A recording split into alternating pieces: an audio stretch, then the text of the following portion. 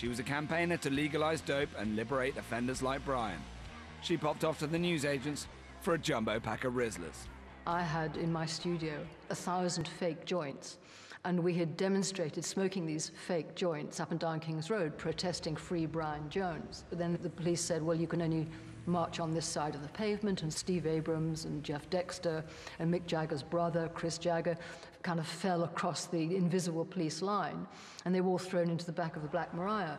And as the Black Maria was speeding away, I managed to bang on the back and say, don't worry, I'll be there to bail you out. At which point the doors were flung open and I was flung in the back of the police van. After refusing to pay court costs, Coon was banged up in Holloway prison until a mysterious stranger paid her fine.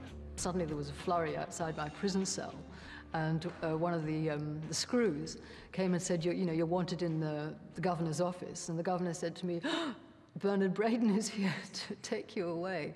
Hey, think the time is right for Valley's revolution. Braden whisked her away for an interview, and now she's about to meet that girl again.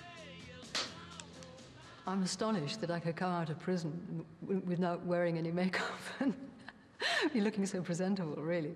I thought that I would have enough guts really to stay there for at least another couple of days, just grooving around and sussing out the scene. But boy, by sort of being there after 3 hours, I was just very worried that that nobody would come and see me today and ask me whether I wanted to stay there any longer. I seem to have thought that prison might have been a holiday camp. And that's quite interesting, because that's the myth in the wider world, that, prisoners have it so good, it's only a holiday camp.